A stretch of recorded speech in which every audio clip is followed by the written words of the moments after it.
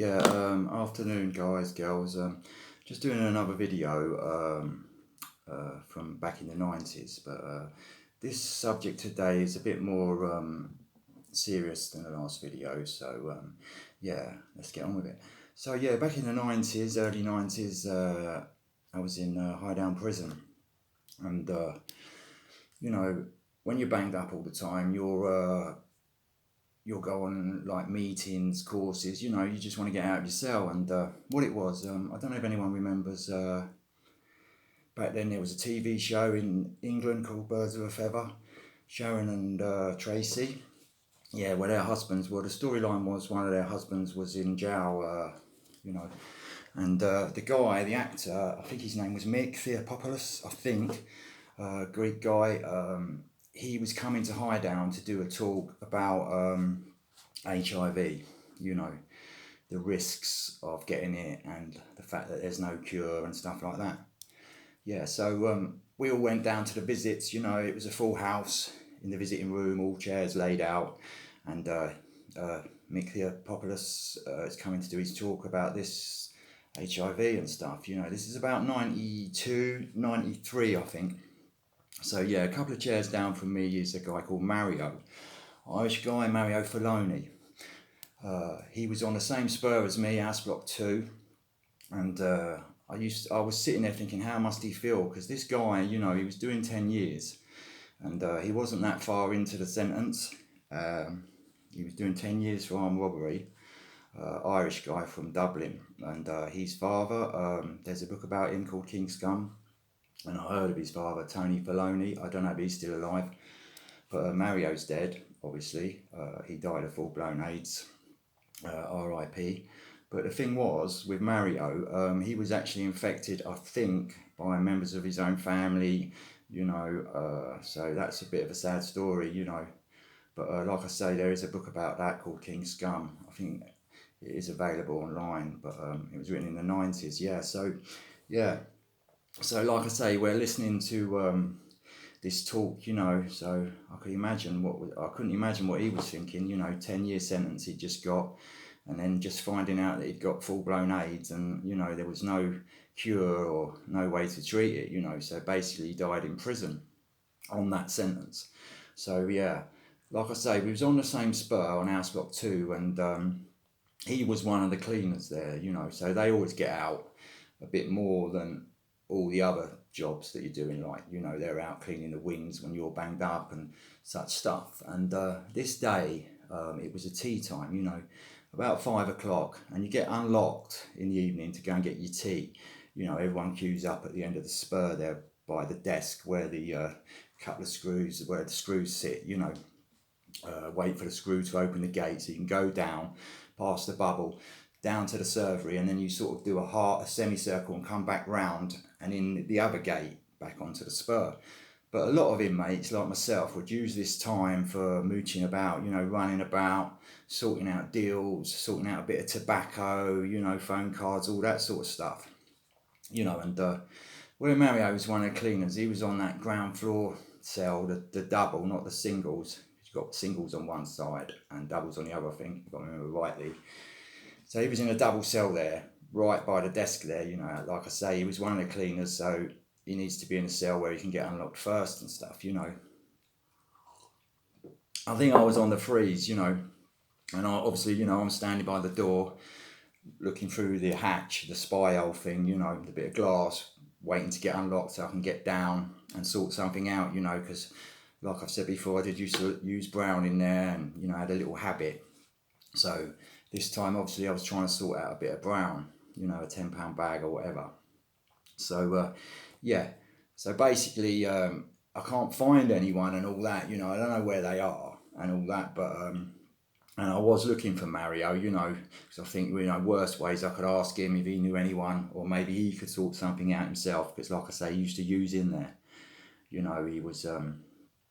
he was a hardcore addict like myself, I wasn't no weekend warrior back in the day. I was completely hardcore junkie, 24/7 usage, do you know what I mean, for years and years. So not that that's anything to be proud of. So back to the story. So like I say, I'm going down for dinner. I've come down off the freeze, down the staircase, you know, the iron staircase, and the screws are calling out last call for dinner and all that, and I'm thinking, bloody hell, we've only just got locked up. I need to get a bit of gear, but I do need my dinner as well, you know. I'm not that sick that I can't eat and all that, you know. It's only a little prison habit, which is nothing compared to the habits you get outside on the street. So yeah, I couldn't see anyone, and funnily enough, um, I thought, all right, I'll have a look when I come back. I've gone and got my dinner, like I said, and I've gone and got to the surgery and come back onto the wing. And when I've come back onto the wing, in Mario's cell, I thought, right, I'll ask him again, see if he's in there now. And when I've gone up to the cell, it's all wedged up, and I've opened the hatch like that, the glass hatch, to look through to see who's in there and what they're doing. And obviously, there's a bit of card, bit of tissue paper up there, so you can't see in, but I can hear what's going on in that. So basically, you know, I'm not nosy. These are my friends. He is my friend, you know. But what I found out was happening, because I could see it through the little crack in the door, is there was about 6 or 7 of the guys in there, you know, and I knew one of these guys from out in the street. He, he's more of an acquaintance than a friend. He's still around now, luckily for him, but he used to have a car showroom thing in Croydon there, you know, near Gloucester Road, around that way, near Fulton Heath. And yeah, he was in there. A couple of guys from Guildford that were in there for serving up, you know, for serving up the brown on the out. They from Guildford. So that's, and Mario, that's 4, and another couple of guys. I think Irish Richie was there as well. I think there was about 6 or 7 guys in there. And what they were doing, basically, they was all doing a bit of gear, but they weren't sitting in there smoking it. They was all injecting it, you know, with this little cut down needle, you know. It was like a 1 mil and it'd been cut down. And the thing was, though, one of them is using it after the other, literally, you know. One person's using it, then the next man's taking it without even possibly washing it out, you know, or maybe just rinsing it through quickly once, you know. So red flags there all the way, you know. Certainly not my cup of tea. So when I've seen all this, I thought, you know, I'm just going to leave it. I'd rather, you know, go without for the night if it's that sort of party, you know, because I wasn't really into all that. It's too dangerous doing things like that, even for me, like I have told you in other videos. So yeah, so basically, yeah, when my mate Gary's come out of the cell, I spoke to him and said, what are you doing, man? Come on, why are you using that needle and that? You know that he's infected with HIV. And I mean, this wasn't no secret. Like I say, the whole wing knew, the whole prison knew. He didn't used to hide it. You know, like I say, he'd caught it through sharing needles, I think, or, you know, possibly with a family member back in Dublin, you know, in the 80s. So he said to me, I washed it out and all that, and I won't catch nothing. And he was giving it, oh, you know, things are bad enough as it is, you know. And I went, yeah, all right, mate, well, that's up to you, you know. So luckily for him, you know, he's still alive now, but so easily he could have got infected and died, you know, just from doing that, for that few couple of seconds of weakness, you know.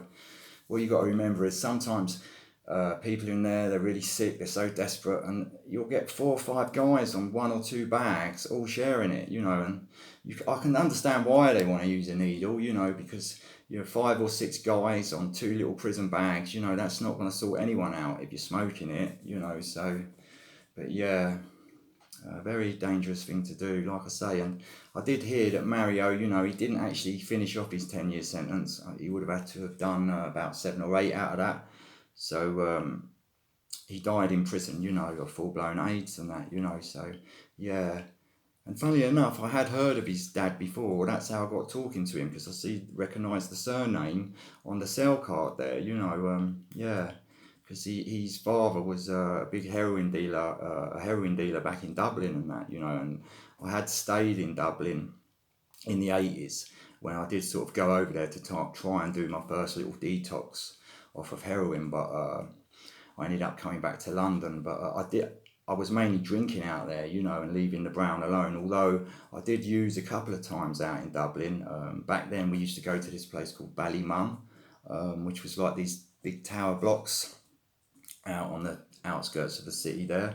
Yeah, because I used to live in Upper Garden Street there in Dublin on the north side, yeah. not far from Mountjoy Prison. Yeah, guys, so yeah, that's about it. 10 minutes in, got plenty more stories to come, so yeah, I'm just going to get this one uploaded. Yeah, hope you all have a good evening, guys, and I'll speak to you all soon. Thank you.